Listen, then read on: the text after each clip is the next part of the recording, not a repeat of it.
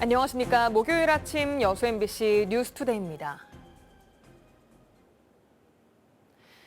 광양 세풍산단 일부 부지가 광양항 배후단지로 지정됐습니다.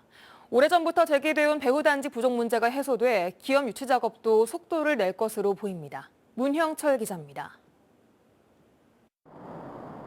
여수 광양 항만공사를 기준으로 동쪽과 서쪽에 자리 잡은 387만 제곱미터 면적의 광양항 배후단지. 이미 60여 개 업체가 입주해 있어 더 이상 여유 부지가 없습니다. 오는 2026년 북측 배후단지 조성 작업이 완료되면 전체 배후단지 면적은 400만 제곱미터를 넘길 것으로 보이지만 수요를 따라잡기에는 역부족입니다. 이 같은 문제를 해결하기 위해 인근에 있는 세풍산단 일부를 광양항 배후단지로 활용하는 방안이 추진돼 왔는데 최근 정부가 해당 구역을 공식적인 배후단지로 지정 고시했습니다. 입주가 어려웠던 운송 지원 서비스업, 부품 제조업 등의 기업들이 배후단지를 이용할 수 있을 것으로 기대됩니다. 광양항 배후단지로 활용되는 면적은 40만 7천 제곱미터로 축구장 57개와 맞먹습니다. 매입하는 데 들어가는 비용은 993억 원.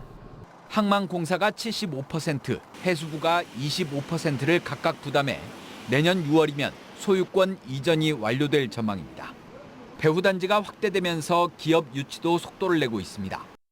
창고업체와 2차 전지 관련 기업 등 3곳이 이미 입주를 확정한 상황. 추가 기업 유치가 차질 없이 진행되면 연간 10만 TEU의 신규 물동량이 창출될 것으로 항만공사는 기대하고 있습니다. 포스코홀딩스를 저희는 앵커 기업으로 보고 있거든요. 그래서 지금 다른 관심 있는 업체들도 대부분 또 2차 전지 업체들이 많기 때문에 그쪽을 중심으로 투자 유치 활동을. 한편 11만 제곱미터 규모의 광양항 북측 배후단지 조성 사업은 현재 실시 계획 승인을 앞두고 있고 내년 초부터는 본격적인 공사가 시작될 것으로 보입니다. MBC 뉴스 문형철입니다. 광양 구봉산 일대에 골프장 등이 포함된 대규모 관광단지를 조성하는 사업을 두고 주민과 소상공인의 의견 반영을 늘려야 한다는 목소리가 나왔습니다. 광양 환경운동연합은 성명서를 내고 오는 28일 예정된 구봉산 관광단지 환경영향평가 공청회를 고략동 주민센터가 아닌 중마동에서 확대 개최해야 한다고 밝혔습니다. 환경운동연합은 관광단지 사업을 더 많은 시민들이 인식하고 특히 지역 상권에 미칠 영향을 우려하는 소상공인의 논의 참여 기회를 늘려서 공개적인 토론이 이루어져야 한다고 강조했습니다. 지역 공동주택 건설 현장 주변 주민들의 민원이 잇따르고 있습니다. 여수시 율촌면의 한 아파트 주민들은 인근 공사장에서 발생하는 소음과 분진, 시설 균열 피해를 호소하고 있습니다. 일부 주민들은 신경정신과 약을 복용할 정도인데요. 보도에 김단비 기자입니다. 20년 넘게 이 아파트에 거주하고 있는 최경자 허복희 할머니. 올 여름부터 숨쉬기가 힘들고 머리가 아파 수개월째 약을 복용하고 있습니다. 두 할머니를 괴롭히고 있는 건 인근 아파트 공사장에서 발생하고 있는 분진과 소음입니다. 가슴이 막 이렇게 답답하고 숨쉬기도 힘들고 막 그러지더라고요. 호흡이 곤란해지면서. 견딜 수가 없을 정도로 오니까 막 그 가슴이 뛰면서 그 잠이 안 와요, 저녁에. 잠을 잘라 그러면 귀에가 그 소리가. 공사장과 바로 맞닿아 있는 백일동 주민들은 공사가 시작된 지난 6월부터 이 같은 피해를 호소하고 있습니다. 아파트 10층에서 소음 측정기로 소음을 측정해봤는데요. 70데시벨을 웃도는 기준치를 초과하는 소음이 측정됐습니다. 실제로 시공업체는 소음 때문에 6차례 행정처분을 받았습니다. 여기에 최근에는 동대표 등으로 구성된 입주자 대표위원회가 발파 공사까지 동의하면서 주민들의 불안은 더 커지고 있습니다. 주민들 동의도 없이 동대표 한 서너 분이 그 발파 동의서를 아마 시공사 측에 제출해 준 모양이에요. 동대표 중 한 분이 사퇴를 하시면서 양심선을 하신 거죠, 그분이. 그래서 저희도 알게 됐고. 시공사 측은 수차례 주민 설명회를 개최하고 작업 시간을 줄이는 등 피해를 줄이기 위해 노력했다고 밝혔습니다. 주민들이 주장하는 아파트 내 외부 균열은 공사 전부터 있었고 소음과 분진으로 인한 피해 보상 협의를 입주자 대표들과 진행 중에 있다고 전했습니다. 요구해 보십시오. 그러면 저희들도 본사하고 협의를 해서 최대한 법적으로 임하겠습니다. 피해를 호소하는 주민들은 조만간 발파 무효 소송과 공사 중지 가처분 신청을 제기할 계획입니다. MBC 뉴스 김담미입니다. 올해 여수시가 시립박물관 전시를 위해 기증받은 유물이 모두 200여 점을 넘은 것으로 집계됐습니다.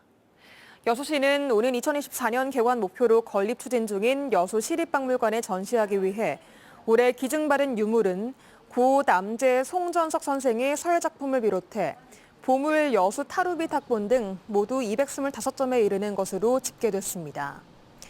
한편 여수시는 지난 2019년 9월부터 유물 기증 운동을 전개해 장서각 소장본보다 이른 시기에 제작된 전라 좌수영 수군 훈련 교본첩인 수조홀 등 모두 9,200여 점의 유물을 확보했습니다. 광양시가 민선 8기 청년 정책 기본 계획을 확정하고 39개 세부 사업을 추진합니다. 광양시는 청년 정책을 논의하는 협의체를 운영하는 한편 광양 지역에 거주하는 청년들의 우선 취업을 추진해 청년 인구 유입을 유도할 계획입니다. 또 주거비와 주택자금 대출 이자 지원, 공공임대주택 건립 사업 등을 통해 청년들의 주거 문제를 해소할 방침입니다. 이달 초 해남 사랑상품권 10% 특별 할인 판매 행사가 열렸는데 영업 시작과 동시에 12억 원 상당의 상품권이 전량 소진되는 사태가 벌어졌습니다. 할인 행사에 인기로 보였던 이 사건, 그런데 내막을 알고 보니 판매처인 일부 농축협에서 사재기를 했던 것으로 드러나 파문이 일고 있습니다. 신광하 기자가 보도합니다. 이번 주말 재개장하는 해남 매일시장을 기념해 해남군은 해남사랑 상품권 10% 할인 행사를 개최했습니다. 판매 목표 금액은 13억 2천만 원, 1인당 30만 원 한도로 지난 1일과 2일 이틀간 지역 35개 대행기관을 통해 판매했습니다. 그런데 지류형 12억 원어치가 금융기관 영업 첫날 오전 9시 곧바로 소진되면서 줄을 서 기다리던 많은 지역민들이 발길을 돌려야 했습니다. 민원과 불만이 폭주했고 진상조사에 나선 해남군은 축협 3곳과 농협 2곳에서 사전 판매가 이루어진 사실을 확인했습니다. 일부 금융기관에서는 오전 7시 이전부터 판매가 이루어졌고 축협의 한 매장에서는 800건 가까운 거래가 이루어졌습니다. 이 조합에서는 조합원의 요청을 받고 상품권을 사전 구매했고 사태의 심각성을 깨닫고 환수했다고 밝혔습니다. 상품권이 이제 이전에부터 그럼 그 사람들에 대해서는 이제 그렇게 이제 이번에 파니까 해주겠다고 그렇게 약속. 해남군은 문제가 된 금융기관의 편법 판매분에 대한 환수 조치를 요구해 1,300건 3억 9천만 원어치를 취소했습니다.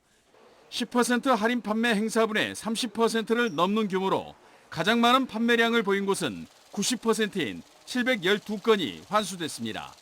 해남군은 문제가 된 판매처에 경고하는 한편 재발 방지 대책을 마련하겠다고 밝혔습니다. 대행 기관들이 또 그런 거에 대해서는 인정도 하고 앞으로 이런 그런 의무를 잘 지키겠다. 이렇게 교육을 일일이 순회하면서 해남사랑 상품권의 내년 발행 목표액은 1,500억 원에 달합니다. 그러나 발행 과정의 문제를 해소하기 위해서는 90%가 지류형으로 발행되는 공급 시스템의 재검토가 시급합니다. MBC 뉴스 신광하입니다. 3년 통합 이후 여수와 여천 두 곳에 나누어 있던 현충탑이 통합돼서 이순신공원에 들어서게 될 전망입니다. 여수시는 최근 공유재산 심의위원회를 열어 통합 현충탑 건립 공유재산 취득안을 의결하고 웅천동 이순신공원 내 4,500여 제곱미터 부지에 상징탑과 참배 공간, 위패 봉안 등의 시설을 갖춘 통합 현충탑을 건립할 계획입니다. 여수 현충탑은 지난 1998년 여수시와 여천시군 3려 통합 이후에도 종화동 자산공원과 선원동 선원공원으로 나뉘어서 비효율성과 상징성, 미흡 등 문제점이 꾸준히 제기되어 왔습니다. 혹시 시민정책참여단 들어보셨습니까? 광주시가 시정 현안을 다룰 때 시책 추진의 기초 데이터로 활용할 수 있도록 의견을 제시하는 시민들을 이야기하는데요. 2만 4천 명이 넘게 참여할 정도로 시민들에게 관심을 끌고 있습니다. 소통 행정의 대안이 될 것으로 보입니다. 송정근 기자입니다. 기아 타이거즈의 든든한 수호신 정혜영 선수가 팬들을 만났습니다. 함께 사진도 찍고 식사도 하며 팬들과 즐거운 시간을 보냅니다. 저도 좀 많이 어제 잠도 잘 못 자고 좀 많이 설레면서 왔으니까 오늘 재밌는 이야기 많이 나누고.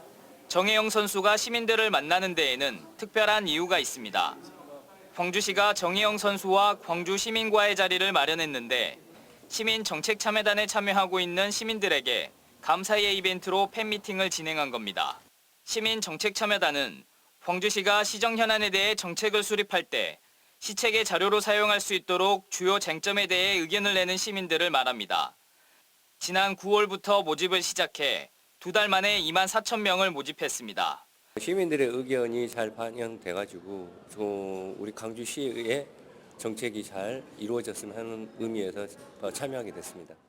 시민 정책 참여단은 실제로 광주시정에 참여하고 있습니다. 최근 가뭄 대책과 관련한 설문조사를 진행했는데 물절약 실천 의견을 2천 명이 넘게 냈고 올해의 광주 시정 정책을 직접 뽑기도 했습니다. 특히 시청에 가지 않아도 온라인 시민소통 플랫폼인 광주온을 통해서 손쉽게 의견을 낼 수 있다 보니 시민들의 참여가 이전보다 많아졌습니다.